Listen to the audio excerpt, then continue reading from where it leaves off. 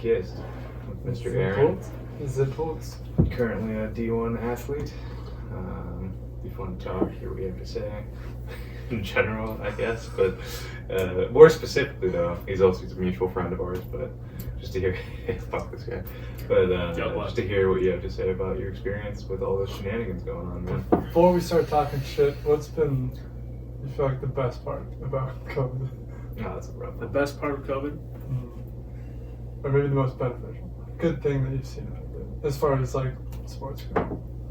Sports? Mm-hmm. Nothing at all. Mm-hmm. It's been a nightmare. Sounds about right. Catastrophic level. Yeah. The worst case scenario. Well, it's stagnating everything. That's no fun. Yeah. The thing about college football is it's so structured. And when you kind of derail structure, I mean, we have fall camp dates. Mm-hmm. You have spring ball dates. How far ahead do you plan? A year. Year. So you have, like, we had spring ball set up for our team the whole month of March. After that, you can't have any more practices. You only allowed 4 weeks. And when this happened, you just lost your entire spring ball, which a lot of teams did. That's a whole prep period, too. Yeah. You got to go into a season drive. Well, yeah, well, a lot of teams, coaching changes and stuff for a lot of people. Like, we had a whole new defense we're installing. You missed out on all that. And then it even goes now into this, we're in the summer now, and we still can't practice. Mm. So it's just been a nightmare. Yeah, it sounds like one. Fuck, man. It's not great. That's how they get you, though, these goddamn Democrats. Can you imagine, what's the last time there was a year without sports? I don't think that really has ever happened in American history, I feel like. I'd say back in, like, the 1970s when they had the baseball strikes. Yeah, but like that. Yeah. Or even a year without football, because I know because they're independently owned, like UFC is doing stuff right now. They're finding a way. But, I'm not worried so much about the NFL. I feel like they're going to happen. That's just their private business. Like, they're going to see it happen their way. I mean, those people are getting paid millions. Yeah. Really think they'll go ahead? Yeah, they'll find a way. I mean, you're seeing the NBA's already had their schedule come out. MLB's trying to get their 2020 season out. There's so much money on the table. Do students riding on financial or on scholarships to go to college through sports, so they getting compensated even if they can't play next year? It's like a cut. Okay, that's good. Yeah, you get your scholarship. That's really good. That's good. But you're seeing guys who are in their senior year. This was like their, like, let's say you wanted to go play at the next level. Yeah. And you needed that senior year to kind of get your name out there and get that film. A lot of people are losing that opportunity. Yeah. And that's the real problem. What was that where theoretically they would have peaked? Yeah. It's like it's your goal year, A lot of people, some guys don't even get to play until their senior year. I mean, look at schools like Alabama where you get a kid who hasn't played all 4 years and then it's his 5th year, he's the starter. Imagine he doesn't get to play that year. Yeah, it'd be pretty butthurt. Oh, that's his life. Are they talking, is there talk about how to compensate for that, or is there anything they can do? No, we haven't. Eligibility? We've talked about it, but no one's made it official. And slap on the table. Yeah. Would it have to be NCAA wide, or could they do each? Like some sports would, some sports wouldn't. It would have to be. It'd have to be. Yeah. So the way we do it is called Title IX. I don't know if you've ever heard of it. It's kind of where we have to have everything to be the same for all students. Mm-hmm. So there's no favoritism for like boys or girls or students, non-students type deal. Mm-hmm. So either way, it would have to be unanimous across the board. So with Title IX, there's in no way, shape, or form theoretically like different sports are treated differently, because that seems. I mean, you look at it, you get like a women's tennis or men's golf. They don't bring in a lot of surplus from revenue. Right. But they still have to get treated the same, offer a lot of the same amount of scholarships to match with the boys' sports. So you have to have just as many girls on scholarship as you have men, to be fair. But then you have a revenue discrepancy because some make more money, some don't. Wow. Do different teams give each other shit, or is everyone relatively? What? Different teams give each other shit regarding that, like kind of razz each other. Feel like. Yeah, I would say give each other shit. They just kind of. Like, oh, we're actually bringing in the money. There's some of that. Yeah, see, that's kind of what it's like, razzing them. Well, it's like some people give football players crap because we get more gear and stuff, but it's also like, we have sold out stadiums while you guys have a tennis court, you know what I mean? Yeah. Is that still kind of favoritism at that point then? I'm not saying it's wrong. I'm just saying it's a thing. I wouldn't say it's favoritism. I mean, it's like, it's hard because then you look at football, we have 110 kids on the team. You look at softball, you got, 20 kids, Yeah.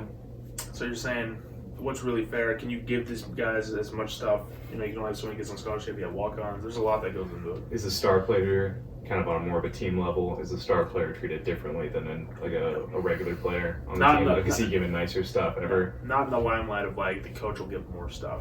Now he might get more recognition from media outlets or be asked to do more stuff outside of the team, but he'll never get compensated more for that. That's good. Which is fair, but it's also not fair at the same time because I mean, the biggest problem you run into is sports like the NBA where you have basketball players, right? You got 20 guys on the team there, you know what I mean? The active roster is like 6-7 guys, you know? And you get that one star. It's the same thing for college basketball. I mean, you think about some of the best guys that play, like LaMelo Ball and all those people, and you look at their dynasties, like people just go to see them. I mean, they're selling out stadiums at $25,000 for front row seats during the big tournament, the March Madness, you know. So is it fair that they don't get compensated more when they're selling out these huge stadiums with only 10 people? Right. I mean, it's not. Yeah. That's why I think when you talk about college athletes getting paid, it's an absolute for me because it's like those guys definitely should get something. Sorry for cutting you off. Like, it kind of seems like that could create a lot of tension if that did happen, though, because then a few select people would make a lot of money. Because I don't know a lot about football, but in UFC at least, like there's the Conor McGregors, and then there's like more of a guy who's in like the top 12, but the number 12 guy doesn't get paid nearly as much. He could be making like $2,000 a fight, but when Conor McGregor's making millions, there's that huge jump in how much you're getting financially. So there's a lot of different angles people take on. I mean, it's like kind of like you're here to earn a scholarship, you're here to play for the school, but the schools I think need to take some responsibility. I mean, they've turned this into it's capitalism at its finest. I mean, really, I think it was for the SEC last year. Their TV deal alone was $75 million for the year for the entire SEC conference. God damn. The head coach is making $3 to $5 million a year in salary. The head coach. So you never have to work another day in your life. Yeah. And then people always tell the players, show up, you're getting a scholarship. Well, he's getting a $100,000 scholarship at the nicest place. That's $100,000 over 5 years, right? Yeah. So you got $100,000 over 5 years. You get your stipend, you get a lot of stuff. And trust me, you get a lot for it. But when you do the numbers on it, it's still not even close. I mean, you're beating up your body too. Yeah. I mean, the sacrifices a starter makes for his body. I mean, you talk about just mental health alone and the stress they have to do with school and then practice and all that. There's a lot that goes into it that people don't see, and it's a very touchy subject. It's relatively common, too, for D1 college athletes to have serious injuries throughout most of their lives, too, afterwards. Like, they have to rehab their injury for years after, and they're never quite the same, because that's a payment right there in itself, you know? Well, and then there comes the argument, like, oh, well, you signed up for it type deal. It's like, or do you draw the line of compensation, like, you know what I mean? Yeah, they don't really seem to get taken care of after too well. It's a fine line, and they're trying to get better at it, and they're doing a lot. I mean, they just passed the law you saw for the NCAA is paying student athletes can now make money off their name and likeness. That starts next year, which was huge. I remember there was a big case where a football player or something like that made a rap MP or like a rap mixtape, and then he was going to start releasing it to make money, and then the university cut it off from him and said you couldn't do that while you're affiliated with our school. There's been tons of those cases. I could write a book on them. There was one kid. Do you think that's fucked up, or do you think it's extremely fucked up? Okay. I mean, there was one kid. I'll give you a great example. He was a punter, right? Playing. He was on scholarship, doing great, and he had a YouTube series where he was just making funny videos, and it started generating revenue. And the moment it started making money, he was told he had to either shut down or quit football because he was making money off his own name. Jeez. So it's pretty much you're not allowed to do anything with your own name, and that's usually the problem with that is it's just like any law where it's too broad. You know, it's not cut and dry in the specifics because they don't want some kid, say like one of the top basketball players in the world, to start a YouTube account, and all of a sudden he's just getting funneled money from donors, so he goes to their school. That's what they're worried about. Yeah, he takes all the clout and then uses it. Yeah. So it's a very weird line. I think if a kid's gonna make that money, you should just let him make the money. You know what I mean? Yeah. But you could say, do you think that would even solve some of the issues of athletes not getting compensated after they get out of college? Because that was like the main thing they focused on, and then they can say, hey, like, look, I have a name to sell, and then on my own brand. If you're a starter, so it seems like you almost got to be superhuman to be a starter, and then like a 4.0 student. Though it does happen, but it's not everybody. It's more of the extreme. Yeah. Well, there's just so much that I mean. You can go through history books. I mean, people have written papers on it. They've brought cases on it. And finally, we're starting to see laws get passed on it, which is great. But I think the weird part is when people bring in morals of it, like, saying kids should just be happy with what they get. But I've been to games. We played at Texas A&M a couple years ago, and it was military night, sold out to the brim, 110,000 fans. I'm thinking to myself, how is this not like getting paid? They're paying the coach $8 million a year. You know what I mean? Yeah. It's unreal. I've been to NFL games that were not that big. And college football makes more money than the NFL in some regards. So you're seeing that and you're thinking, can this be somewhere you start paying players? Should it be or should it not be? I think it should be. Do you think college athletes on average are treated more like kids or more like professionals? They're treated like adults. They are treated like adults? Okay. I've seen so many, you look at in the news every day, you see some young adult, I guess is what we call it, 18 to 22-year-old. First of all, you're bringing these kids, a lot of them come from rough areas, impoverished areas. A lot of these kids would never go to college without sports. It's just plain and simple. And they do stuff that would be seen in regular eyes as, you shouldn't do that. But from where they're from, that's normal. And they hold them under such a microscope, that's when stuff starts to get a little weird, you know what I mean? It's like you fit this mold now, you need to be this person. You look at some of these campuses, I always laugh, it's like, they make these hype videos where they're playing, a lot of rap music and stuff like that, and showing all the players, and it's like a 99% populated white school, you know what I mean? Yeah. And it's like, true, like BYU. That's when you start to see the indiscrepancies, you know what I mean? Like, how fair is it? Or how right or wrong is it? That's what people really need to start looking at. That's a really good point, though. That's a good lens to look at it through, because it doesn't matter if you're like a social justice warrior or philosopher or something. If you just most people watch sports, and you can see that discrepancy right there. You're like, fuck, this is weird. Like, you want to talk about institutional racism? Look at the school, Yeah, or like it's BYU, and then they do that. Yeah, it's like, all right, this is a little different. It's strange. Yeah, it's like the schools are making money off of minorities, at their places, feeding into their culture and not giving anything back to it. It's really messed up. Taking the best of that culture and then monetizing. Yeah, they're using him pretty much. They're using him in every regard, right when they get him. Yeah. It sounds like some of those laws where they consider using you guys' name to make money is a good start. What do you think would be like a fair system? Like if you could put one in place tomorrow for college athletes, what would be a fair system? For what? Like specifically? For them to be able to make money, and would it be distributing all the money made by the sport equally amongst players, or? What you would like to see is a base salary like any other job. Yeah. But then that gets tricky because different conferences, different divisions, and then are you gonna start paying per revenue? Like, what are you paying them from? The ticket sales, the money sales, and stuff like that. Because then you're gonna start hearing that Title IX argument. Why are these kids getting paid? It's like, they're not bringing in the fans, and it's not as big of a sport. Right. And I think they just really need to make it a private sector away from the school. That's college football needs to be its own entity at this point. Yeah, interesting. It's making too much money. I feel like universities wouldn't like that too much. Yeah, they don't. Which sucks. Like, I feel like our education would probably be better if we didn't pump so much money into athletics. Oh, I love athletics, but it's just that's what most of our tuition probably goes to. And that's the problem because it's like bad administration. And the money comes back tenfold when they put it into that. Because you look at LSU, they just spent a whole bunch of money on brand new locker rooms and stuff like that. But they just won a national championship that probably made them an ungodly amount of money. So it's like an investment well paid off. But then you look at if you could just pay college athletes in general, donors could start just paying them. You could start giving deals to kids to start coming to schools. Look at some of these kids are coming from broken homes where their families are. I've heard so many cases of kids going back home to single parents who live in apartment inner cities. Well, they're giving money back home, right? They have to send their money back home that they're making from here just to keep their families alive. Yeah. And it's like if they could make a deal here and sign for a contract, they could make $100,000 right away and send it back to their families. Yeah. But God forbid that happens. This is kind of diverging, but what's the funnel like from college to professional? Maybe. Like when you're trying to, is there any program in place that helps people go from the college level to the professional level, or it's like fuck it, sink or swim? It's kind of like if they'll find you if you're good or not. Like people start checking you out of practice. Yeah, they come and it's kind of like high school to college, like that jump. They do their research and they talk to the coaches word of mouth. Like if you're good enough to get there, they'll find you. If you're not, you want to talk to you. They won't be there. But it's such a small. you think of just a percentage of kids that go from high school to college, and then you look at how many kids go from college to the NFL. It's such a percent, right? Yeah.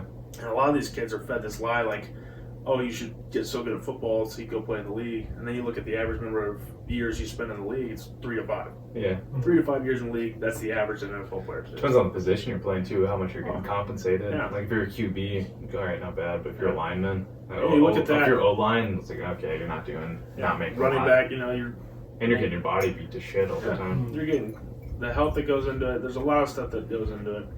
And it's just like any other, like big farm or big corporation like that. There's always somebody at the top making way more than the guys at the bottom. There'll always be that wealth discrepancy that we have in the country. Yeah, capitalism. Yeah, it's great. It's awesome. So, America, fuck yeah. Trying to fight the rhyme. Right. Cheers. Boy. So what's your gut telling you in terms of the probability that you're going to have a season? 50-50? Praying on it. 50-50 prayer. Yeah, all you can do is pray. Show up to work every day with a smile. What's the chances that it'll happen, but it'll look different with not? That'd be spooky. That'd be weird. Yeah. Like what the UFC is doing right now without crowds. When I tell you it is such a mystery right now, I swear to God, no one in their mind has an idea what's happening. You don't have the inside scoop or nothing. I know as much as anyone, and I promise you, no one has a clue. Yeah. There's an idea going forward. People want this to happen, but we're seeing new facts every day. I mean, you see what just happened with LSU and Clemson getting all those cases. People are starting to question themselves. We have kids that are thinking, hey, should I even show up to voluntary workouts now because I'm worried I'm going to get it? It's crazy. I mean, the thing is, even you think of the CDC and the WHO, they're putting out a different article every day. It seems like. Yeah. So we really, I have trainers arguing of what we should be doing in there. So not even the same teams on the same. Yeah, not even. No one knows. No one knows anything about it. Should you wear a mask? Should you not wear a mask? Should you stay 6 feet apart? Does asymptomatic mean you're contagious? Not a clue. No one has an idea. High pressure in the environment right now. Does it feel like that? Is there a lot of tension between all the leadership roles? Are they fighting at each other? It's that time frame I'm telling you about, because the season has to start September 1st, right? Mm. They're already talking about if we see a No. second surge, because the flu season comes in end of November, December. That's when bowl season starts. They're already talking about canceling bowl season and just having a shorter season just so we can get a season out. Wow. Because they're planning for a second surge already, because there's no vaccine. That's what they're planning on already. And that's changing daily. They're praying to God that we just get to game one, Mm-hmm. And there's so much questions going on. And you just got to feel for the players, because it's like a lot of these guys don't even know if they're. I tell him all the time that we don't even know if we're supposed to unpack our bags yet if we're going to be sent back home next week, what I mean? Right. So it's a very weird time to be alive, Very stressful. Was there ever? I'm sure there wasn't. Was there ever any hesitation from you returning to practices? All this goes, or anybody on the team that was kind of hesitant about coming back? No, they just kind of now there is after you see these cases popping up. You had a couple guys start asking. Yeah. But I mean, it's just a simple thing. I mean, they've linked a lot of these cases to going out to nightclubs in a big populated area. You just got to be smart, Yeah. Be patient too. Yeah. That's a big one. People don't like being patient. Yeah, I see my friends right now. I mean, it was like the quarantine was lifted, and what did people do? They ran straight to the freaking clubs and stuff. It's like, what were you thinking, dude? Trying to party. It's like, God, you couldn't wait 1 month, dude, to get college football going? No. They had to get all coughing on everybody. So. More than that. Wear your mask. Smoking the same jewels, coughing, making out. None of that's really conducive to. That's literally all the things you shouldn't do. Yeah, that's all the things you shouldn't do. Yeah. COVID-19 is just licking his chops, watching everybody. Yeah, even with the riots and everything going on too, it's just mass groups. The last thing people are thinking about is a respiratory infection at that point. But that's so sad because it's a silent killer. It's this perfect storm, I mean, what we're seeing these days is like you got all these people locked up and they all want to go do stuff, and you tell them they can't do anything, and all of a sudden there's this beautiful righteous movement where it's like, yeah, I need to get out there and do something. And it had to be now. It had to be right now, and there's this viral disease out that we don't know how serious it is, and people just ran outside next to each other. Yeah. Do you think it was a consequence of COVID, though? What do you mean? Which is a weird way to transition, but do you think it's a consequence of COVID because everyone was stuck at home and then they were reflecting, and then they see something like that happen and like, motherfucker. And it's good because especially affected population. People had time to kind of sit there and contemplate more things, People were sitting there, really had a chance to look at this situation, realize police brutality is going on, and say, hey, we need to stand up to this. Yeah. Which is great. More people. I think that's a good thing about COVID. You think about it, people are starting to wake up a little bit. Time to think and meditate on things. Yeah, time to make some action. And then you think of the stimulus checks. People got this money. You think of unemployment. They got this fat check coming in, and they don't have to worry too much about their job life security. Mm-hmm. You get all this perfect storm created, and you finally get to go out. It was bound to happen. You know? Seems like a plot, man. Yeah, it seems Pizzagate, like bitch. Pizzagate. Yeah. It's fucking pedophiles. Started COVID. This whole podcast was just for that, honestly. Yeah. It was all built It was up. all built. This was a trailer for a TED Talk. We tricked you. We'd like to talk to you for a second about a serious issue called pedophilia going on in our country. Have you ever ordered 2 pizzas and a hot dog at the same time? No. Stop. No. Don't do that. Pizzagate, Google it. Okay, Code if I die words. tomorrow, it wasn't by my own self. Okay, Yeah. watch the news. True story. I swear to God, that happens too. It'll be all 3 of us. You guys are fucked now. But Yeah. you think, yeah, Put us honestly, together. drive home, get pulled over, Yeah. something happened. Oh yeah, car accident, helicopter crash, Yeah, think about it. fentanyl out of nowhere. Video cuts out. You got to be careful these days. Just thinking, but I feel like in a majority of conspiracy cases, people do brush it under the rug quite a bit. You know, It's easy. or if something serious did happen, a lot of people would just brush it under the rug. Especially nowadays, with how the media is. Mm-hmm. There's so much information around. You believe what you want to I believe. tell people Yeah. the best college class I took in my entire 6 years in college now was ancient warfare, ancient history. Really? I took 2 semesters on it, and all we talked about was how history repeats itself over and over and over. Yep. How many times? What's It's the repeating same right? thing. What's repeating right now? Yeah, you see it all No, over the what do place. you think is repeating right now? You see it. It's the police reform, right? Okay, cool. People in power abuse the power. The little guy doesn't like it. They stand up. Civil war, revolts, and it just repeats itself Yeah. over and over and over. So you think we're at revolt stage? I think we're at that beginning. I would say Precipice. the problem is what we're seeing now, and a lot of I've been watching a lot of podcasts on it. Hell yeah. What we're seeing is like our timeline right now is so sped up because of technology. So like what would take people back in Mesopotamian time 600 years to get to, it's taking us 50. You know what I mean? Mhm. Just because we've had the communication of social media. So everything that would take a while to build up, Yeah. it's just happening super fast. We wouldn't have even heard about what happened to George Floyd if not for current media. Yeah, that's If what it we're was seeing. 50 years ago, but no. It still happens all the time and we don't even hear about it. It's great. We're living in a really weird It's time. a weird time. It's gonna hit this wall, and we're all gonna be sitting there watching, drinking coffee, listening to some great music. Pray to God you make it through it. Yeah. I'll see you at the other side. If not, Part of me thinks there's Dilly gonna dilly? be right. Dilly dilly. Part of me thinks there's gonna be like this evolution in how we think about things. Of like another kind of renaissance. I hope so. That'd be kind of cool. Hopefully, just a lot of people don't die for no reason during it. That would suck. Tends to happen in history. yeah. There's a Well, big ideology, and then people just kill each other. Yeah. steal land. And it's like, yeah, I'm so excited. I'm gonna stab this guy. There's so many unknowns in the world. You know, I think the biggest thing that we see is the loss of trust in this country. You Yeah. don't trust anything anymore. You can't trust the news. You can't trust your neighbor. You can't trust what you read on the internet. You can't trust. Don't trust anyone. You can't trust people. It's more like shallow beliefs at this point. That's why I tell people, stick to your faith, dude. You can trust the good book, and that's about it right now, because Yeah. you really can't believe anything that people write is a fact anymore. I mean, there's a BuzzFeed article. Well, it's Everything. like, yeah, it's so true. Well, it makes you think about what you have to do to become an authority now, too. Because people who are authorities still say some like stupid shit sometimes. Oh my God. It's like, I gotta, and say you've got to study because there's so much information now. You theoretically would have to study like 10 years to know about one specific thing, Yeah. and then like 10 people care about that Yeah. thing. Half Like the you time. have to be a doctorate, and then you can. I think like the people that should be talking are talking. I mean, I think about the best intention, like that Greta Thunberg girl. Yeah.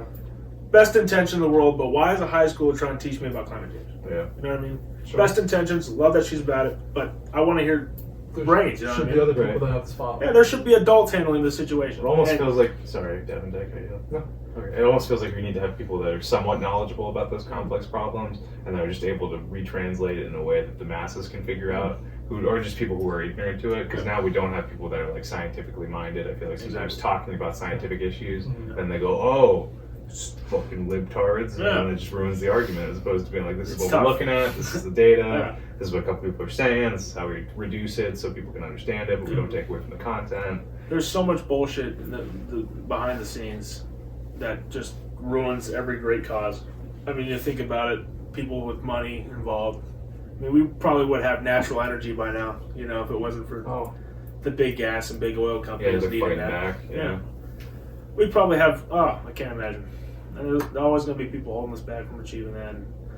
For what reasons, too, do you think? Like, is it just pride and it's like self-security? We have no idea. Money, It could be Money. some- greed. totally money. could be lizard people at this point. For all I Honestly, know. man. I have no God-given idea. Yeah, it could be lizard people. Yeah.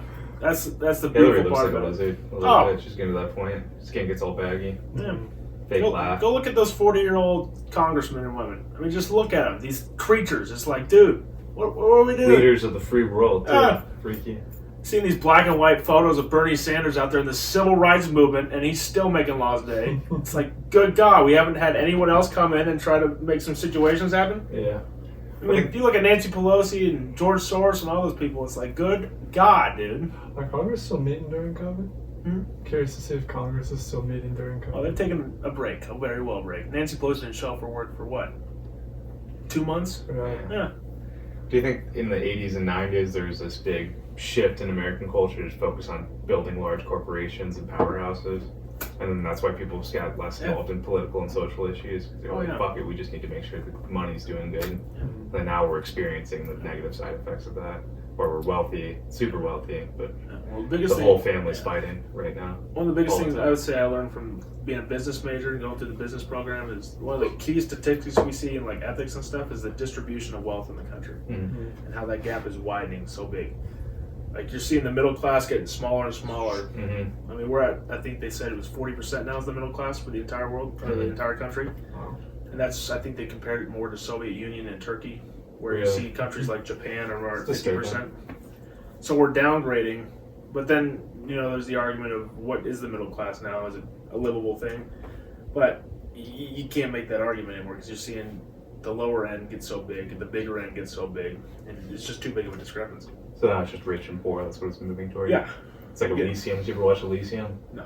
There's a whole place and space for rich people, and then all of Earth is poor people at that point. And it's just that issue, but in a movie. Yeah. And we're seeing that play out. It's great. Great that people made the create this fun. I think that could happen with Mars. In a Hope scenario. not, dude. I hope not. Probably could. But if you think about it, was that what happened when people came to America? It was like, was it the rich people that came initially? Probably not. They probably spent the poor indentured servants. They were like, oh, you can get It was the life. religious freedom people, and they get here outcasts, and then impose the religion on everybody. Yeah. So it was like, Yeah. it's such a messed up. Outcasts that didn't want to be outcasts, so they bullied their way into others once they got here. It's just like EDM. You know? Yeah, that's super true. All those outcasts showed up, and then all of a sudden, next thing you know, we have EDM Twitter canceling everybody left and right. Yeah, that's super true, though. God, people fucking suck! That's so true. God forbid, you know? Yeah. But that's just human nature. Yeah. A-holes and the D-holes. You don't want to be an outsider until you got your own group. And you're Yeah. like, fuck, you're not part of my group. Yeah. And then you know what it feels like to be an Yeah. outsider. Yeah. It's like, Fuck. hey, stay out of my group, weirdo. Oh, You're not a basshead. You're not a bass. We're drum and bass clan. It's like, what the fuck is going on here? We're different. Look at us. Look at us. Go Is that- make the line, build that wall. Is that notable? Is that human nature? Yeah, absolutely. It's your fractions, you know. People just want to have their own identity. It's just shitty. Mentality. Yeah, it's that ego.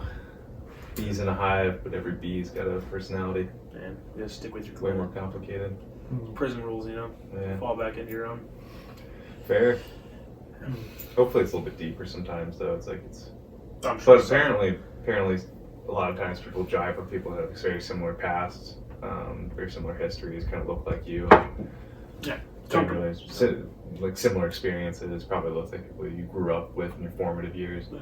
That's that corporate board scenario, you know. You show up to a board of board of directors, board of executives, and you show up there and you walk in the room and it's 12 white dudes, Yeah. all about the same age, same haircut, same suit. All went to the same college or similar college. Yeah. You talk about wanting diversity, and you know, is it a diversity problem or is it, you know, you want like-minded people? That's what they're trying to install in people now. Is you want that devil's advocate. You know, you want someone who can throw a different idea or challenge the People pre-existing don't always ideas. like that, though, which is the weird thing. I feel like it's contradictory because we move quicker and more efficiently if we're with people that are familiar to us, like our own clan. But maybe we need to redefine how we make our clans. It's not based off of like what's initially comfortable. It's based off of who gives you the most value and who's got a similar wavelength, value set. I think it's all moving. Transcend color. Yeah, it's that world government, you know, that they're trying to come up with, which is like the next stage of human Fucking evolution. need to, man. Yeah. I'm sick of just us getting angry at each other because you're browner than me. It's stupid. Well, there's no, Nice. we need a singular identity in this whole which flag you ban. I mean, you look at people with a Confederate flag. All respect to people who want their own identity, but it's like, good God, dude, it's 2020, and we can't have the same identity. You know what I mean? Yeah. You can't leave stuff behind. We can't move forward. Well, I think a big one too is there's assholes regardless of what your color your skin is, and there's shitheads regardless of the color of your skin. You can be a white dude, be a piece of shit. It doesn't matter. It's historical racism. That's all it is. Yeah. Someone telling you that you should be better off because they're in a shitty situation, you know, and they just want their own reasoning to blame somebody. Do you think it's also maybe because we're people that are fed so much, like they're kind of overfed in the sense that they have a lot of money or they lived a very entitled life, and then they don't know what scarcity feels like. So when they see someone from scarcity who's a little bit more mean, they automatically like that person, which is not necessarily true. Think about like high school. They just have a harder life. Yeah, think about high school. I think about like our high school we went to. Like, I mean, it was 95% white kids in the suburbs. Where'd you guys go to high school again? Peoria, Arizona. Peoria, Arizona. I think about Peoria, Arizona. Just about the same Shout out. demographic and the rest of it, And no disregard to them, but I think, you know, being a guy who played college football, I've been blessed to be thrown into a group of people who have no background similar to me whatsoever. Different ethnicities from all different regions of the world, different countries. I think of the kids, I look back and like have never left your hometown, you know? They've never even been exposed to those kind of different people or been exposed to different places. So do you think the root of racism is fear? I would say over, you know, you fear what you don't know. Yeah, fear and ignorance. That's a great one. That's huge. I think one way to get that out would be to throw other people, you know, mix the pot a little bit.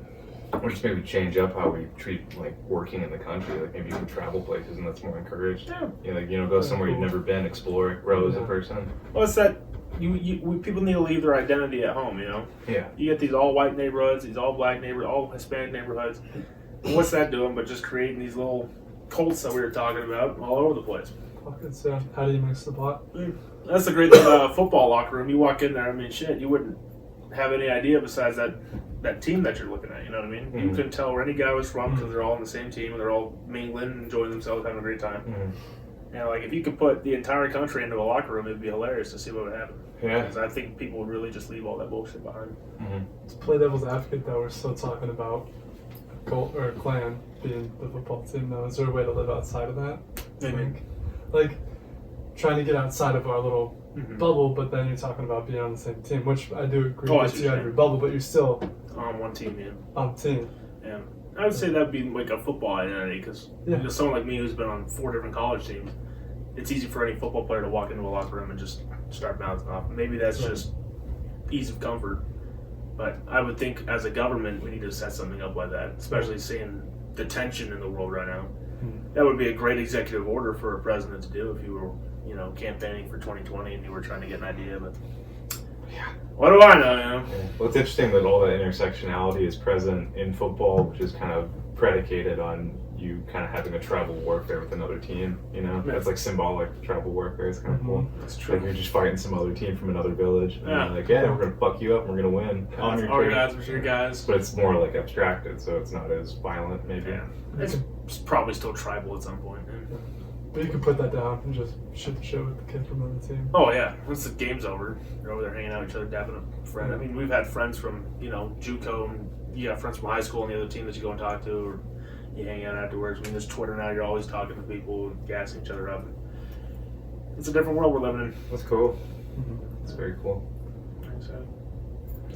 So it sounds like that's been really good experience being able to, you know, be exposed to different people. What would you say, like, is your favorite experience having played college ball? Single experience or just, like, overall, you know, experience? Just the overall experience has been wonderful. Yeah. You know, I feel very fortunate that I've been able to do it. I mean, I've gotten to travel. I've gotten to meet people who I would have never met. I mean, never met, you know what I mean? And that's been just great. The stories I've met, the people I've met, it's been a blessing. You have to have an adventure. Yeah. It's cool. A lot of kids don't have that. Yeah. You know, especially right out of college. Especially if they go to college in the same city or state, potentially. And that's why I always tell young kids, like, if it's not football, do something where you go and you get out of where you're from, you know? Yeah. Go explore, go travel, go throw yourself into an uncomfortable situation. That's a big theme in a lot of stories for like how you grow as a person. You just go out somewhere you're not comfortable, go into the unknown, and you figure out who you really are or how you relate to the world, not just as a person from your town or from your family. And I'm not saying like leave your social security card and go run butt butt naked down if the that's freeway. for you, who knows? Some people, if that actually feels right for some Yeah, if people, that's what you're going they for. want to smoke some meth and just hump a pole. Do what you gotta do, you know? That sounds like like a hero story to me. I'm like, Yeah. but I think fortunately, you can decide which. A lot of kids translate that into having to go to a college like far away and spend much money and go. Yeah, But I don't think it necessarily needs to be that. Yeah, no, I don't think You know? I don't think it should be for the next No. generation. I thought that was like a scam, man. Dude. College was such a scam. Oh in my my opinion. God. Yeah. Just like, let's do high school again Yeah. for 2 years. Then you can maybe take classes that sort of apply to a job, but no guarantees on getting a No job. guarantee If you whatsoever. network, you might get one, but if you have a STEM degree, you're good. God And I was forbid like, you pay that's it out of pretty much- pocket. Yeah, exactly. It's like, oh, you pay $50,000 a semester to Yeah. fucking socialize. Sounds good.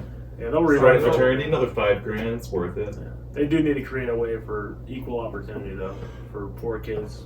to get to Wherever college. you're Yeah, well, that Just might be to have options, you know. might be feeding the same thing you were talking about. Yeah, they gotta do something about it. 'cause But how there's- useful is college at this point anyway? In my opinion, undergrad. Like, I think we Yeah. need to change how we educate people. Yeah, maybe just high school in general for public I think, education. yeah, maybe just having a good high school education, mixing the neighborhoods. God, you think of public Got to be a schools lot of right now. violence though.